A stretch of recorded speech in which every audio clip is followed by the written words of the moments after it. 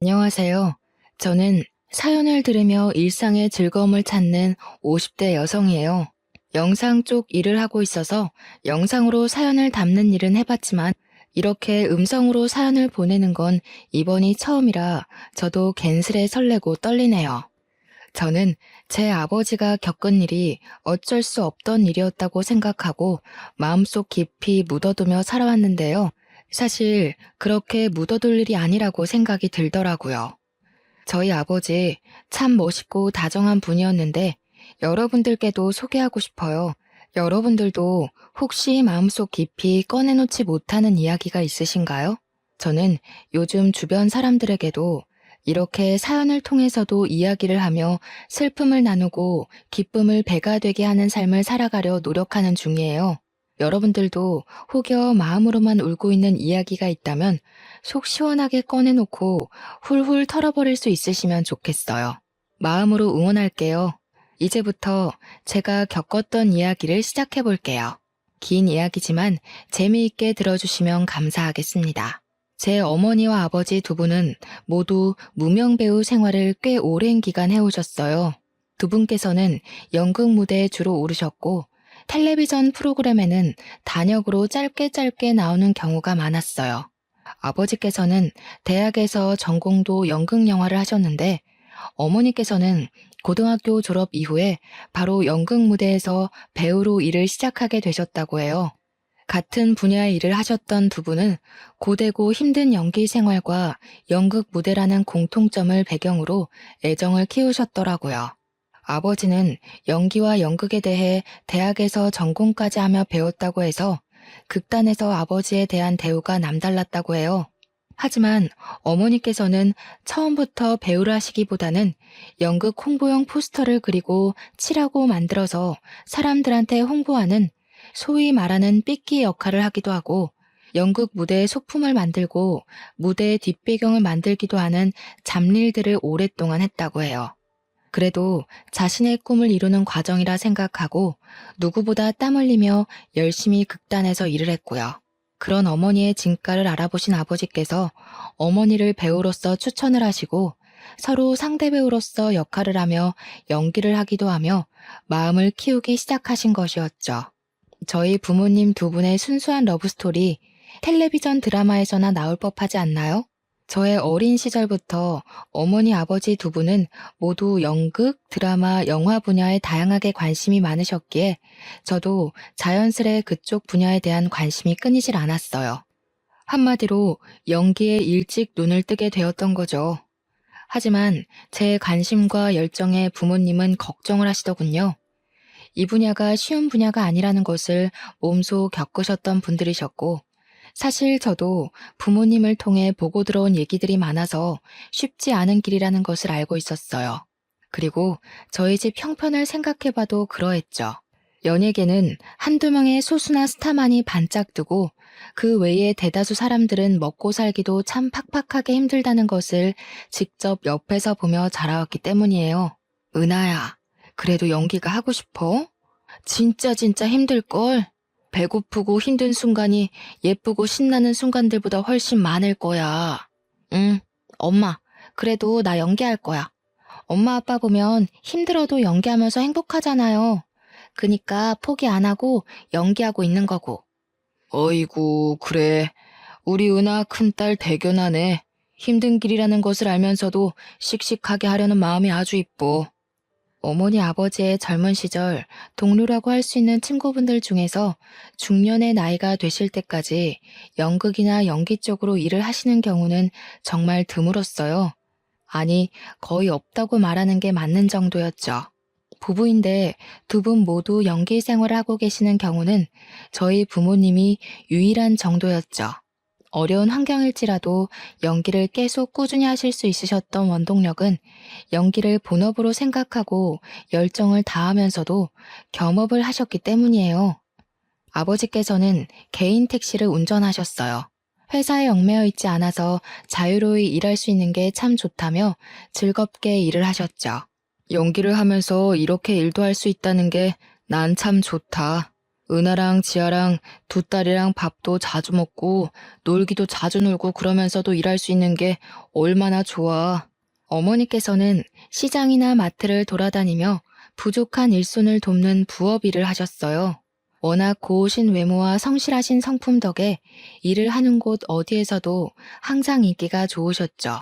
그렇게 제 부모님은 누구보다 열심히 살아가시면서 연기를 놓지 않고 지내셨어요. 저는 혈기왕성함으로 무장한 젊은 배우가 아닐지라도 열정이 넘치고 꿈을 포기하지 않는 부모님이 존경스러웠어요. 여느 때와 같이 아버지는 드라마의 조연으로 출연하는 일을 마치시고 새벽까지 개인 택시 일을 하고 계셨어요. 새벽에 트럭이 차선을 넘어와 아버지의 차를 들이받았고 아버지는 차와 부딪히고 가드레일에 치이셨어요. 양심이 있다면 사고 수습은 해야 하는 게 맞지 않겠어요? 저희 아버지 차량은 가드레일에 부딪혀서 차량의 형태도 못 알아보게 되었는데 사고를 낸 사람은 신고도 하지 않고 사고 차량을 몰고 바로 도주를 해버렸고요. 한마디로 뺑소니였던 거죠. 바로 신고라도 해줬더라면 지금의 아버지는 어떠실지 궁금하기도 하네요. 지나가던 차량들이 주춤거리다가 신고를 해줘서 구급대가 출동해서 아버지를 병원으로 이송할 수 있었고 경찰들이 사고 현장을 조사할 수 있었다고 해요. 범인을 찾기 위해 경찰들이 조사를 하고 저희 가족들은 사고 현장 근처에 현수막을 걸어두기도 했지만 역부족이었나 봐요. 하필이면 CCTV 사각지대에서 사고가 날 거라는 생각은 못했겠죠. 범인을 잡지 못한 분한 마음은 둘째치고 아버지께서 급작스러운 사고를 당하시고 병원 신세를 지게 되신 상황이 저희 가족에겐 더 큰 시련이었죠. 항상 가족의 기둥과 같은 분이셨는데 한순간에 이런 일이 일어날 줄 몰랐어요. 저와 동생 그리고 어머니께서 번갈아 가며 아버지 병간호를 했습니다. 몸을 움직이기도 어려운 수준이었기 때문에 갓난 아기를 돌보듯 모든 것을 저희 손을 통해 해야 했어요. 식사를 도와드리고 용변 보시는 것까지도 저희의 도움이 필요했죠. 저희도 어찌할 수 없는 저녁 시간에는 성인용 기저귀를 사용하셨는데 아버지께서는 어떤 것보다 그 점을 불편해하시고 싫어하셨어요. 어쩌면 부끄럽고 자식들 앞에서 못 볼 꼴을 보인다고 생각하셨던 것 같아요. 누구에게도 그렇게 의지하신 적이 없는 분이 본인 힘으로 할 수 있는 게 없고 화장실도 혼자 가지 못하다 보니 자존심이 많이 상해하셨죠. 아버지는 병원 생활을 무척이나 괴로워하셨어요. 이렇게 살 바에는 죽는 게 낫지, 죽는 게 나아. 아버지께서는 언젠가는 연기자로서 나중에는 노년 배우로서 당당하게 인정을 받을 거라 누누이 말씀하셨어요. 사고를 당하시게 되고 그 꿈을 이루지 못할 수도 있겠다는 좌절감이 크셨던 것 같아요. 어머니께서도 겸업을 하시며 연기 생활을 이어왔지만 도저히 불가능하다는 생각을 하시고는 풀타임으로 시장과 마트를 오가시며 아버지의 병원비를 벌기 위해 2배, 3배로 일을 더 하실 수밖에 없었어요. 그래도 내가 일 좀 더 할 수 있냐고 부탁했을 때 내치지 않고 일감들을 넉넉하게 주시는 게 나는 얼마나 다행인지 싶어. 저희 가족은 아버지가 나아지실 거라는 희망을 품고 살아갔죠. 고등학생이었던 저와 동생도 아르바이트를 하며 생활비와 병원비에 보탬을 드리려고 노력을 했고요. 하지만 차가운 현실은 저희의 희망과는 달랐어요. 새벽 5시를 넘겼던 시간으로 기억해요. 아버지가 계신 병원으로부터 전화가 왔어요. 요즘엔 보기 드문 집 전화로 전화가 걸려왔어요. 집안 전체를 울리는 새벽을 뒤흔드는 전화 벨소리였어요. 저에게는 아직도 새벽에 걸려오는 전화 벨소리는 악몽과 같아요. 김인철님 댁 되시죠? 전해드릴 소식이 있어서요. 병원에 빠르게 내원해 주셔야 할 것 같습니다. 무슨 일이죠? 김인철님께서 사망하셨습니다. 아버지께서는 그렇게도 싫어하시던 병원 생활을 하시다가 집에 한 번도 돌아오지 못하신 채 급성 폐혈증으로 돌아가시게 되었어요. 아무도 예상하지 못했던 일이었죠. 저와 제 동생은 다음날 학교에 가기 위해 집에서 잠을 자고 있었고 어머니께서는 새벽 시장에서 일을 하고 계셨어요. 저희 가족 그 누구도 아버지의 임종을 지키지 못했어요. 지금 돌이켜 생각해봐도 정말 눈물이 앞을 가려요. 그 기억은 제 평생 없어지지 않을 아픈 기억이에요. 저희 가족의 지친 몸과 마음은 오직 아버지의 회복만을 바라고 달려왔는데 이렇게 허망하게 돌아가실 줄 몰랐어요. 저와 동생은 정말 아이처럼 그렇게 엉엉 울었어요. 돌아가신 아버지께서 얼마나 억울하실지, 저희를 남기고 가시는 마음이 얼마나 무거우실지 상상만 해도 마음이 아렸어요. 어머니께서는 현실로 받아들이지 못하셨죠. 펑펑 울어대는 저희와는 다르게 어머니는 눈물 한 방울도 흘리지 않으셨어요. 그저 넋이 나간 표정으로 장례를 치렀어요. 장례를 치르고 난 후 저희 가족은 이전과는 다른 삶을 살아갈 수밖에 없었어요. 마음과 정신적인 지주였던 아버지의 부재가 생각보다 가족들에겐 큰 영향이 있었던 거죠. 가난했지만 웃음이 끊이지 않았던 집의 분위기는 180도 변했어요. 하루하루 막막하게 느껴지는 그 무게감을 우리 가족 모두가 감당했어야 했기 때문이죠. 은하야, 어떻게 하니? 우리 어떻게 살아갈 수 있겠니? 막막하구나. 너희 아버지 없는 우리가 뭘 할 수 있겠니? 내가 더 잘할게, 엄마. 내가 다 먹여 살리고 돈도 많이 벌게. 걱정하지 마. 가족 모두가 이를 악물고 살아가게 된 계기가 되었어요. 저와 제 동생 아르바이트를 하면서도 누구보다 성실하게 학교 생활을 하며 대학 진학을 꿈꿨어요. 그렇게 저는 아버지의 못다 이룬 꿈을 이루고자 연극영화과로 대학 진학을 했죠. 4년 내내 연기도 해보고 연출도 해봤지만 생각보다 연기보다 연출이 저에게는 더 맞았어요. 그래서 오직 연기만 하겠다고 마음을 먹었다가 진로의 방향을 틀었죠. 저는 대학에서 배운 연극과 영화, 연출이 전부인 양 꿈에 부풀어 취직시장에 뛰어들었어요. 와, 정말 생각보다 어렵더라고요. 제 전공을 살려 취업을 하는 것이요. 그렇게 고민 많은 20대 중반을 넘기고 취업 준비 기간이 너무 길어지면 안 될 것 같아서 그냥 저를 불러주는 적당한 기업에서 일을 시작하는 게 낫겠다 싶었어요.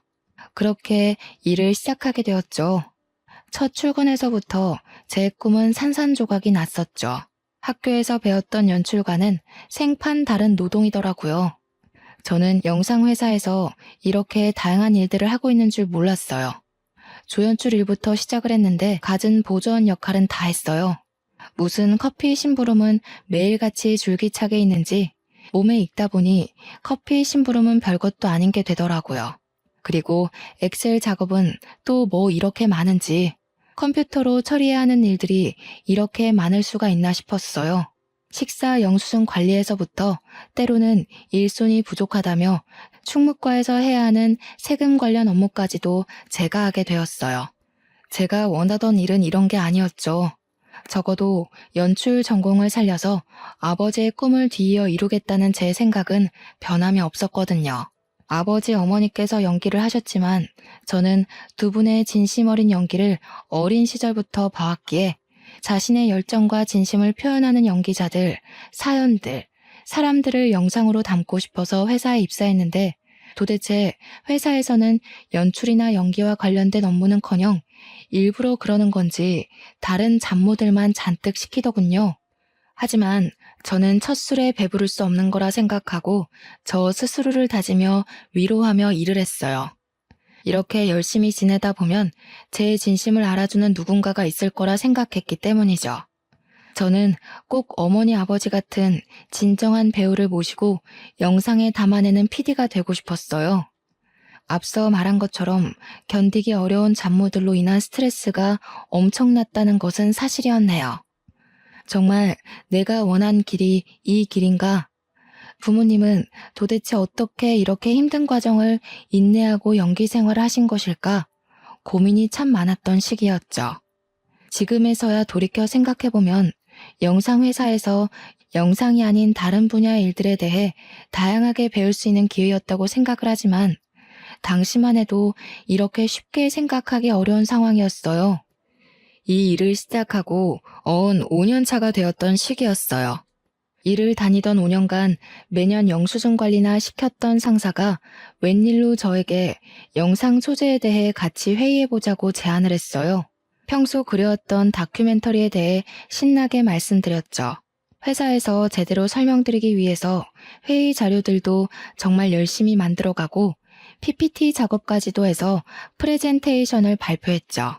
제가 오랫동안 기획해온 다큐멘터리 내용입니다.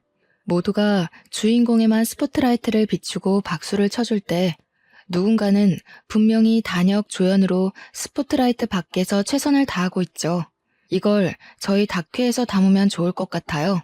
제 열정에 대해 좋게 봐주신 것인지 여태 한 번도 없었던 인물과 장소 섭외에 대해 저에게 완전 일임을 해주셨어요. 아이디어를 더 디테일하게 내면서 어떤 영상 작품을 만들지 즐거운 고민이 시작됐죠. 몸은 힘들지라도 내 아이디어가 담긴 영상 작품이 생긴다는 마음에 굉장히 들뜨더라고요. 제가 어린 시절부터 꿈꾸듯 그려왔던 작품을 해야겠다 마음먹었어요. 무명 배우 단역으로서의 삶을 담은 다큐멘터리. 작품을 만들게 되었어요.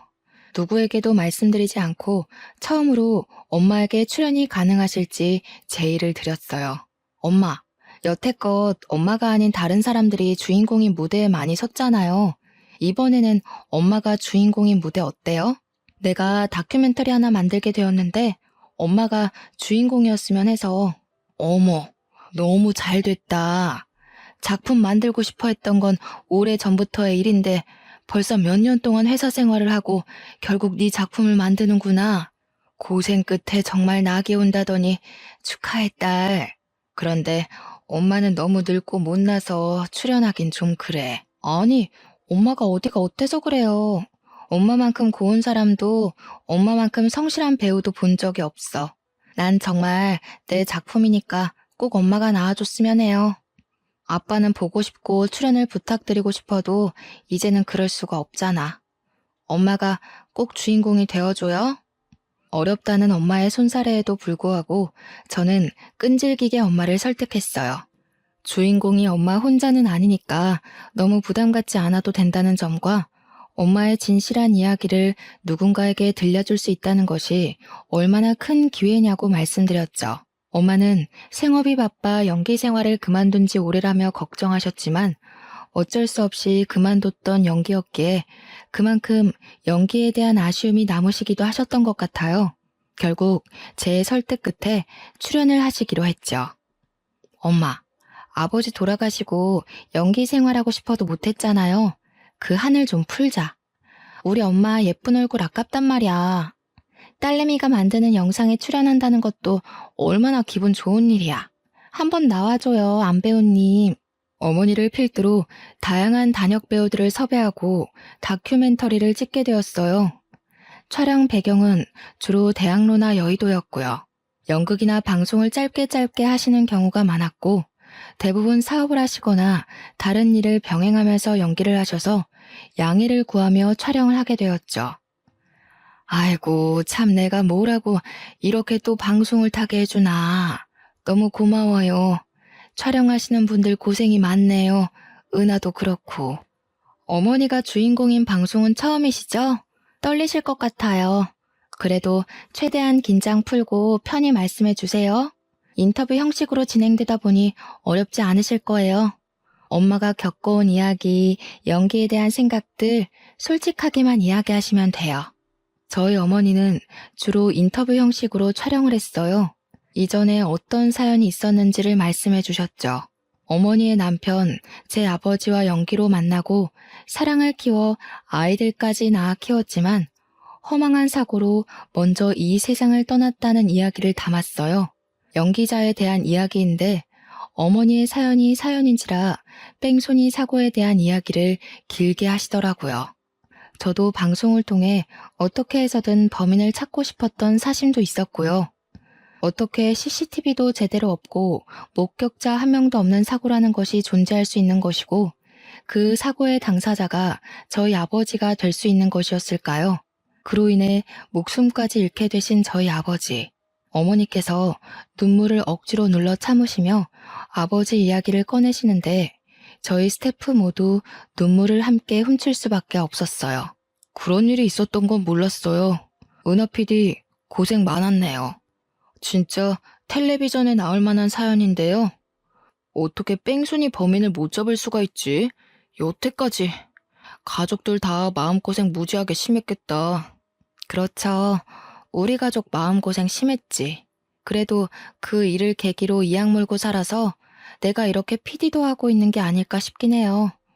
억울하긴 해도 우리 가족 눈 감고 귀 막고 열심히 살았지 뭐. 또 영상이 담긴 한 분의 경우는 배달 일을 하시며 연기 생활을 오랫동안 병행해 오시기도 했어요. 사실 배달 일을 하면 몸도 얼굴도 상하고 정말 필요한 일인데 연기에 대한 열정이 있어도 연기만으로는 도저히 월세만 해도 감당하기 어려울 정도였기 때문이라고 하셨죠. 저희 부모님 외에도 다양한 단역분들의 애환과 감동을 담은 다큐멘터리는 꽤 오랜 기간 시간이 걸려 최종적으로 완성이 되었어요. 영상으로 찍는 것도 오래 걸리지만 편집을 하고 컴퓨터 그래픽과 자막을 넣고 수정을 하고 완벽한 영상물을 만드는 데까지가 꽤 오랜 시간이 걸리는 작업이었죠. 이제 다큐멘터리를 방송에 내보내기 전에 마지막 관문이 남아 있었습니다. 영상이 방송을 타기 전에 대표님의 컨펌이 필요했던 것이죠. 그래서 영상을 대표님께 보여드렸습니다. 긴장되고 떨리는 순간이었죠. 혹여나 마음에 들지 않으신다는 말씀을 하시면 완성된 영상일지라도 방송에 나가지 못할 테니 말짱 도루묵일 테니 말이에요. 우리 진짜 그동안 고생했다. 이제 마지막으로 조금만 더 힘내서 일해봅시다. 대표님 컨펌만 떨어지면 끝이야 끝. 그러게요. 드디어 끝이라는 게 보이기는 하네요. 와, 진짜 고생했다 우리. 컨펌 잘 되면 좋겠어요 진짜로. 대표님과 저 그리고 대표 스태프 몇 명이 함께 영상을 시청하며 최종 컨펌을 하는 시간이었습니다. 저는 입이 바싹바싹 마르더군요. 그렇게 긴장이 되던 것은 일을 하면서는 처음 있던 일이었죠. 갑자기 당황스러운 일이 벌어졌어요. 영상을 잘 보고 계시던 대표님이 오열을 하시는 상황이 생긴 거죠. 처음에는 당황한 표정을 감추지 못하셨는데 이내 눈물을 터뜨리시더라고요. 이게 무슨 상황인가 싶었죠. 저는 놀라서 입을 다물지 못했지만 대표님께 휴지를 내어드리며 조용히 괜찮으시냐고 영상에 문제가 많다고 생각이 드시냐고 여쭤보았어요. 대표님, 괜찮으세요? 무슨 일이신지 여쭤봐도 괜찮으실까요? 제 영상 감동적일 수는 있지만 대표님께서 오열하시면서까지 그렇게 울만한 이야기는 아니었는데요. 아, 미안해요, 은하씨. 지금 내가 너무 마음이 가라앉지를 않아서 다음에 따로 시간 내서 말씀드릴게요. 저도 생각 정리 좀 해야 할 것 같아서요. 대표님의 뜬금없는 오열에 당황한 저와 스태프들은 침묵을 지키며 사무실에 각자 자리로 돌아왔습니다. 순간 저희의 노력이 물거품이 된 것만 같은 기분이 들었어요. 감동적인 포인트가 있다고 해도 그렇게 오해할 만큼의 슬픈 이야기는 분명히 아니었는데 대표님이 왜 저렇게 우시는 거지? 우리가 뭔가 잘못했나? 대표님이 무슨 큰일을 당하셨나? 우리 영상에는 누가 없어야 하는 건가 싶었어요. 입사 후에 한 번도 누구 앞에서 눈물을 보이신 적이 없으셨던 분인지라 저희 모두 크게 놀랐습니다. 대표님도 눈물이라는 게 있는 사람이구나 싶으면서도 무슨 큰일이라도 난 건가 싶더라고요. 다큐에는 여러 단역분들이 나오셔서 각자의 사연을 이야기하고 촬영을 다니는 모습을 찍었고 어머니 사연의 경우 인터뷰 형식으로 아버지 뺑소니 사고를 언급하신 내용이 담겼어요. 어느 포인트에서 대표님이 오열하신 건지 아무리 생각해봐도 잘 모르겠더군요.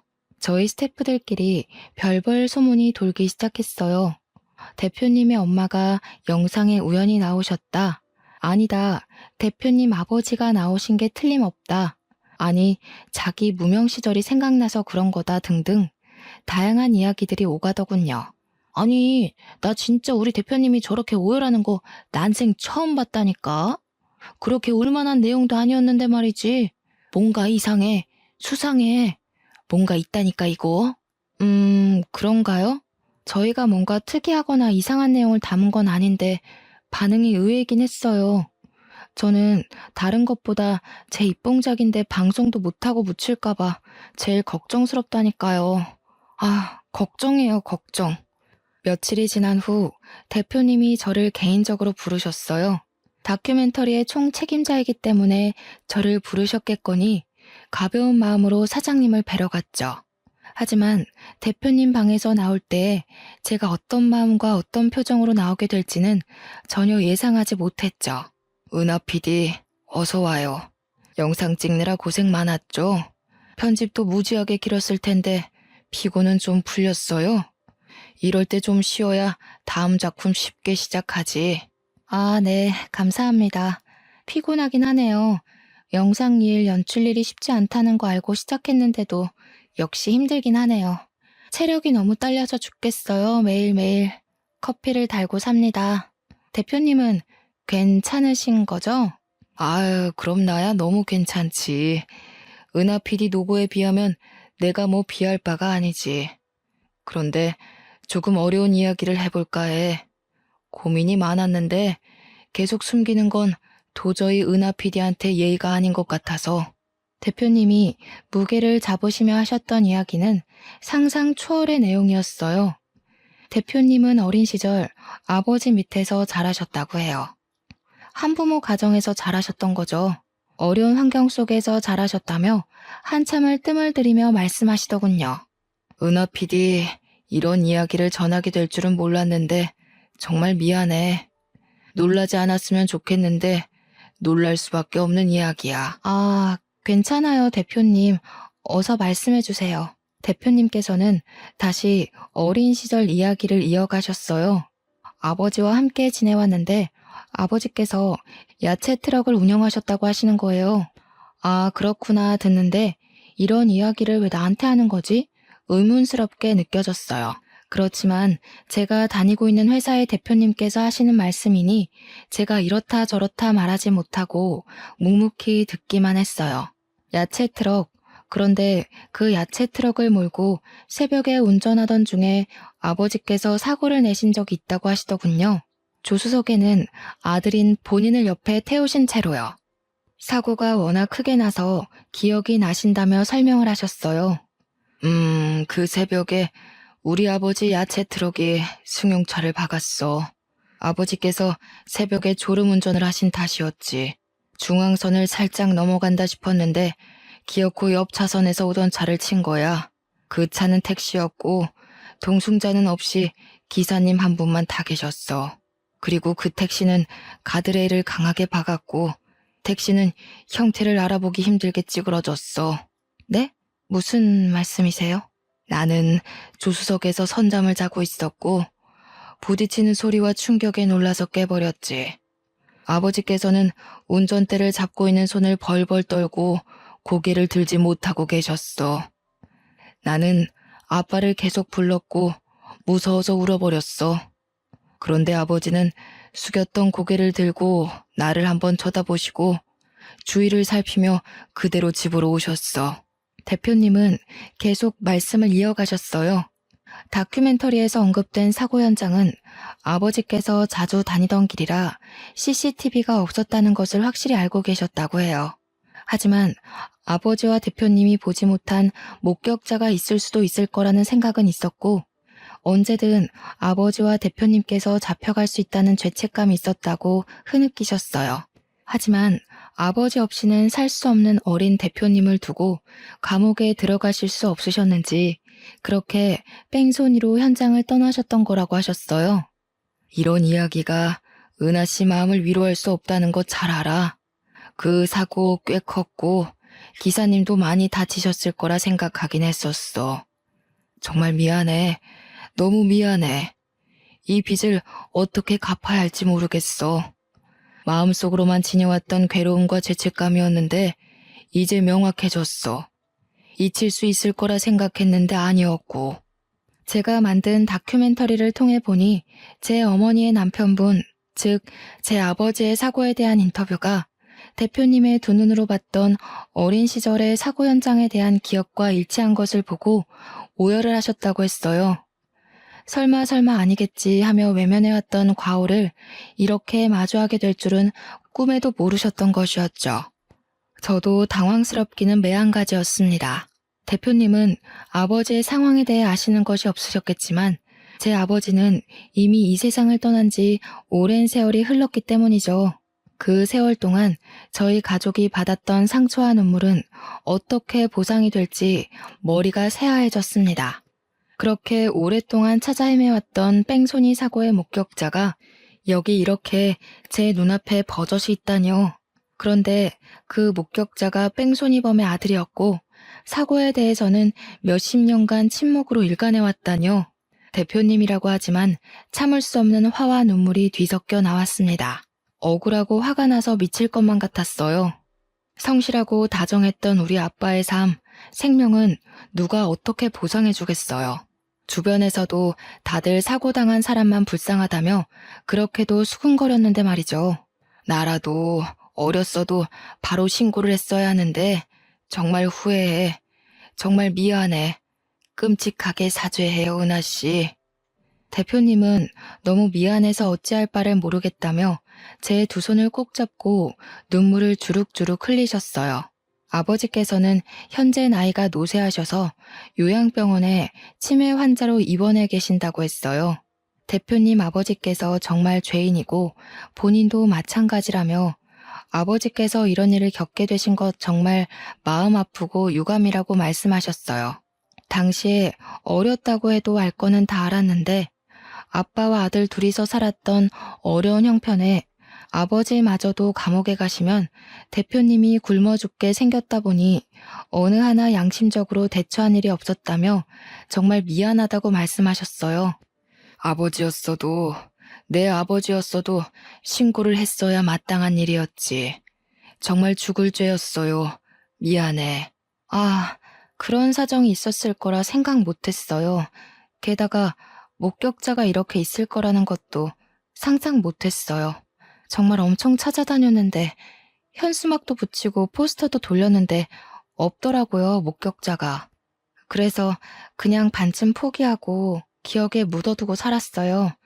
이렇게 마주하게 될 거라고는 정말 몰랐네요. 어안이 벙벙해서 눈물을 흘리지도 못하는 저를 두고 대표님은 이야기를 이어가셨어요. 아버지를 만나게 해주고 싶다고 하시더군요. 저는 어떻게 반응을 하는 게 좋을지 감이 안 잡혔어요. 좋다고 만나게 해달라고 해야 할지, 아니 괜찮다고 끝까지 죽을 때까지 제 기억 속에 묻어두겠다고 해야 할지요. 대표님은 모든 사실을 알게 되었고 그 사고 가족이 우리 회사 직원인 것도 마음이 너무 아프다며 이렇게라도 찾게 되어서 다행이라고 평생의 마음의 짐이었으니 꼭 아버지를 만나줬으면 좋겠다고 부탁을 하셨어요. 저는 마음이 불편했어요. 돌아가신 저희 아버지는 어떻게 하고 이렇게 쉽게 과거를 용서할 수 있을까 싶었죠. 하지만 상대는 회사의 대표님, 형편이 어려운 저는 대표님의 말씀에 네네 하며 오케이를 하고 말았네요. 약속한 시간은 금방도 찾아왔습니다. 몇 주 뒤에 잡아둔 면회 날짜가 이렇게 빨리 찾아올지 몰랐어요. 어머니와 동생에게 사실대로 이야기를 했다가는 정말 말 그대로 뒤집어지고 쓰러질 것만 같아서 우선 제가 먼저 대표님 아버지라는 분을 만나 뵙기로 했죠. 대표님의 차를 빌려 타고 함께 가는 길. 차 안의 고요한 침묵은 이상하리만치 현실감이 없었고 긴장감까지 맴돌았어요. 마치 전쟁에 나가는 병사들의 마음이 이랬을까 싶었어요. 가긴 가야 하는데 마주하긴 마주해야 하는데 뭘 어쩌지 싶은 마음에 정말 피하고 싶더군요. 그렇게 요양병원 앞에 도착을 했죠. 시간이 멈춰버렸으면 좋겠다는 생각밖에 들지 않았어요. 어린 시절부터 그려왔던 우리 아빠를 아프게 하고 죽게 만든 뺑소니범은 뿔 달리고 악마같이 생긴 나쁜 사람일 거라 생각했는데 그게 아닐 수도 있다는 가능성이 참 머릿속을 복잡하게 만들었어요. 은하 PD, 이쪽이야. 내가 앞장설게요. 아, 네. 요양병원이 익숙한 듯 앞장서시는 대표님의 등 뒤를 따라 저는 저벅저벅 걸어갔어요. 참 무거운 발걸음 오랜만이었네요. 어떤 이야기부터 시작해야 할지, 원래 가해자를 찾게 되면 멱살잡이를 하겠다 마음먹고 살아왔는데 이렇게 만나게 될 줄은 몰랐죠. 멱살잡이는 어려울 것 같은데 그러면 어떻게 하지? 내 화와 분노와 억울함을 어떻게 표현을 해야 하지? 고민을 하며 병실로 걸어 들어갔어요. 아버지, 저희 기억 속에 가장 아픈 이야기를 해야 할 것 같아요. 이제는 분명히 마무리해야 할 것 같아서요. 이렇게 이야기를 하시며 대표님은 먼저 무릎을 꿇고 이야기를 시작하셨어요. 노쇠한 노인분이 침대에서 내려와 대표님과 함께 나란히 무릎을 꿇고 눈물을 흘리셨어요. 저는 제 사연을 이야기할 수밖에 없었죠. 어떻게 살아왔고 어떤 아빠였는지, 갑자기 우리 곁을 떠나시게 되었는데 뺑소니 사고였고 목격자도 CCTV도 없어서 할 수 있는 일이 없었다는 것. 경찰 조사도 금세 끝나버리고 억울한 마음이 풀리기도 전에 당장 입에 풀칠하기도 바빠 일을 시작할 수밖에 없었다는 것을 이야기했어요. 어쨌든 저쨌든 우리가 어떤 이야기를 하고 슬퍼해도 저희 아버지는 이미 이 세상에 계시지 않아요. 우리 아빠 살려내요. 미안합니다. 죄송합니다. 입이 1000개 만개여도 부족해요. 경찰서 앞을 몇 번을 찾아갔는지 모르겠어요. 이 노인네가 갈 때가 다 돼서야 이렇게 마음을 전하네요. 부족한 인간이라 미안해요. 내가 그때 제대로 죄값을 치렀어야 하는 건데 정말 미안해요, 아가씨. 치매가 있다고 하셨는데 제가 전했던 이야기를 들으시고는 옛 기억이 떠오르셨는지 함께 눈물을 흘리시며 진심으로 참회를 하시더군요. 그때로 돌아갈 수는 없다는 것을 알지만 다시 돌아간다면 꼭 당신께서 감옥에 갔을 것이라며, 그렇게 바로 경찰에 신고를 했더라면 아버지께서 덜 억울하셔서 돌아가시지는 않으셨을 수도 있을 거라는 이야기를 하셨어요. 말씀이라도 그렇게 따뜻하게 해주시는 게 감사하더군요.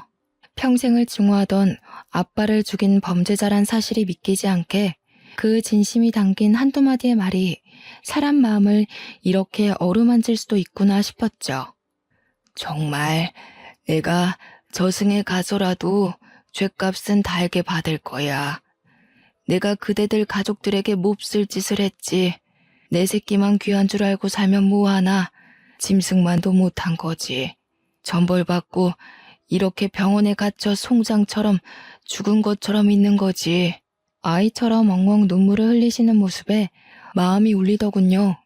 저희 아빠가 정말 안타깝고 억울하기도 하고, 이 사과와 대화로 모든 것들이 해결되지는 않겠지만 작게나마 실마리가 보이는 듯 했죠. 그동안 마음을 억눌러 오던 짐을 조금은 덜어놓은 것만 같았어요. 이후 제가 겪은 상황을 제 어머니와 동생에게 알렸고 정말 둘은 까무러치듯 놀라 자빠졌어요. 그래도 저희가 직면한 현실을 마주하고 해결해야 할 것들은 해결해야겠다 싶어서 어머니와 대표님과의 자리를 마련한 뒤 두 분의 독대가 있었습니다. 두 분만이 나눌 수 있는 이야기가 있었겠죠. 어머니는 대표님과의 대화 이후 아버지의 부재가 생긴 이래로 처음 보는 후련하고 홀가분한 표정을 지어 보이더라고요. 너희 아버지 그렇게 허망하게 가버리고 우리 얼마나 눈물로 매일을 보냈니? 범인도 못 잡고 뺑소니 사고라는 게 너무 억울해서 미치겠는데 그렇게 원망하며 우리 시간을 버린 것도 몇십 년이다. 얘들아, 너희 대표라는 사람, 대표님 아버지가 눈물로 싹싹 빌며 미안하다고 그렇게 우는데 나도 같이 울어버렸다. 어쩌겠니? 산 사람은 살아야지. 저도 그런 어머니를 보는 마음이 좋았고요. 어머니는 제가 생각했던 것보다도 훨씬 강한 여성이었더군요. 대표님과 대표님 아버지라는 사람들이 너무너무 밉고 죽을 만큼 싫었지만 이렇게 사정을 듣고 진심 어린 사과를 듣고 나니 산 사람은 또 살아가야 하는 것이 아니겠냐고, 죽은 사람을 어떻게 되살릴 수는 없지 않겠냐며 더 이상 당신네 가족을 원망하지 않겠다며 대화가 끝났다고 했어요. 이후 대표님은 미안하고 사죄하는 마음 작게라도 표현하고 싶다며 엄마와 저에게 회사 주식을 증여해 주셨어요. 미안한 마음 어떻게 표현을 해야 할지 모르겠고 이걸로 되지 않을 거란 것도 너무 잘 알지만 제 작은 마음이니 꼭 받아주세요. 회사 주식인데 그래도 우리 회사 꽤 잘 나가거든요. 알죠? 은하 PD는 알 거야. 미안하고 고마워서 그래. 일개 회사원이었던 내가 갑자기 대주주가 되어버리는 상황이 만들어진 거죠. 회사는 제 생각보다 좋은 곳이었나 봐요. 이후로 쭉 승승장구하며 기업의 크기가 커지다가 대기업에 합병되어 운영이 되었고 저는 그 주식을 팔고 엄마와 동생과 함께 넉넉히 오붓하게 평화롭게 잘 살아가고 있어요. 이렇게 제 긴 이야기는 마무리가 됩니다.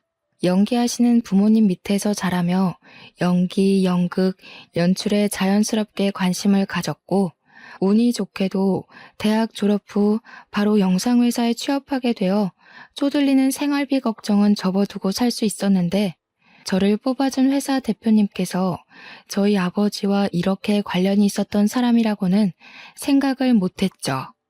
어떻게 생각하면 돌아가신 아버지께서 저를 끝까지 지켜주시고 도와주신 게 아닐까 싶어요.